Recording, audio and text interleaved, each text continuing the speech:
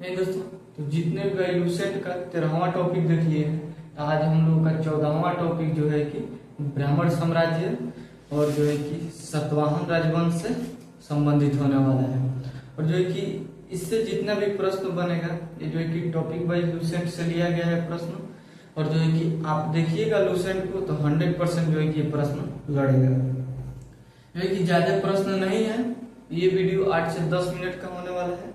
इससे पहले 2-3 क्वेश्चन हम लोग देख लेते हैं जिससे आपको ब्राह्मण साम्राज्य का जो है कि समझ में आएगा। ब्राह्मण साम्राज्य से संबंधित जो भी प्रश्न रहेगा वो समझ में आएगा। आप लोगों को पढ़ाने के लिए मैं बिल्कुल नहीं आया हूँ, बताने के लिए आया हूँ। ऐसा ऐसा प्रश्न जो है कि पूछा जाता है आपके एग्जाम में। अगला प्रश्न है जो है कि मौर्य वंश का अंतिम शासक बृहद्रथ था। आप सोच रहे हैं कि मौर्य वंश से क्यों बता रहे हैं, तो मौर्य वंश से इसलिए बता रहे हैं कि 2-1 क्वेश्चन यहाँ से देखिएगा तो ब्राह्मण साम्राज्य का प्रश्न समझ में आएगा। तो मौर्य वंश का अंतिम शासक बृहद्रथ था और बृहद्रथ की हत्या इसके सेनापति पुष्यमित्र शुंग ने कर दिया। और 185 ईसा पूर्व में जो है कि इसकी हत्या करने के बाद मगध पर शुंग वंश का नींव डाल दिया। तो जो है कि क्वेश्चन पूछेगा कि मगध पर शुंग वंश का नींव किसने रखा, तो जो है कि पुष्यमित्र शुंग ने।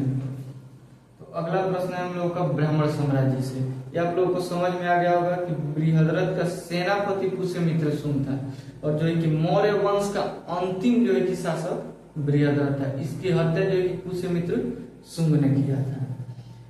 तो ब्राह्मण साम्राज्य से संबंधित अब प्रश्न देख लेते हैं। पुष्यमित्र शुंग ने मगध पर शुंग वंश की नींव डाली।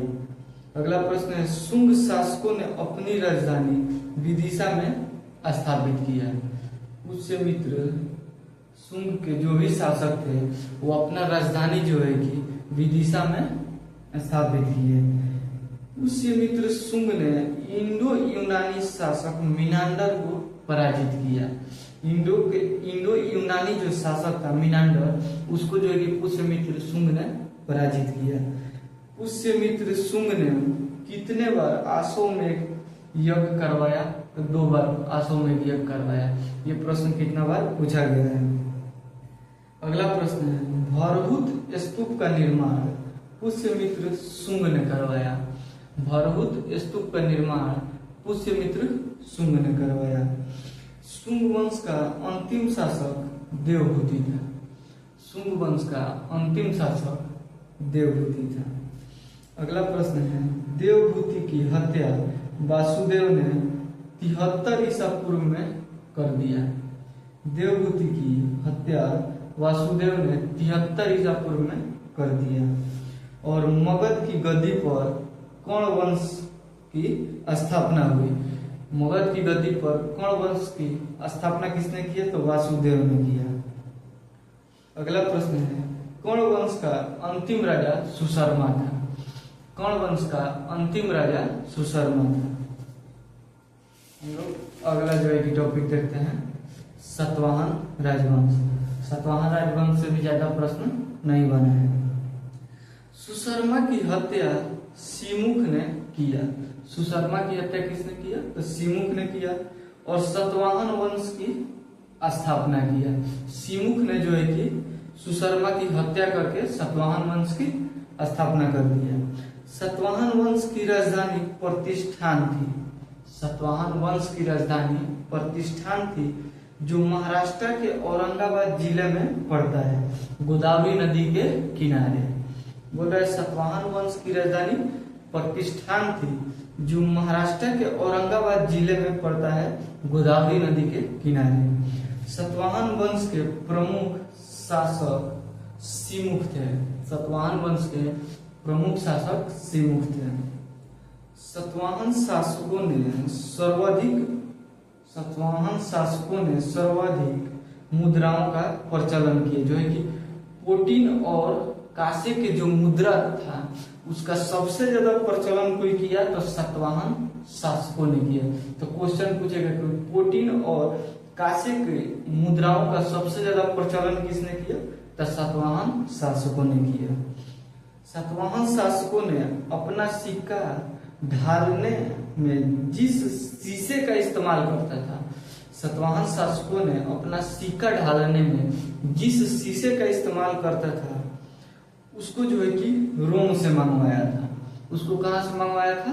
रोम से मंगवाया था। ऐसा प्रश्न पूछा जाता है कि सातवाहन शासकों ने सिक्के ढालने का जो शीशा इस्तेमाल करते थे वो जो है कि कहाँ से मंगवाए थे? तो रोम से मंगवाए थे। ब्राह्मणों को भूमि दान देने की प्रथा सातवाहन शासकों ने ही शुरू किया। ब्राह्मणों को भूमि दान देने की प्रथा जो है कि सातवाहन शासकों ने ही शुरू किया। सातवाहनों की राजकीय भाषा प्राकृतिक और लिपि ब्राह्मी थी।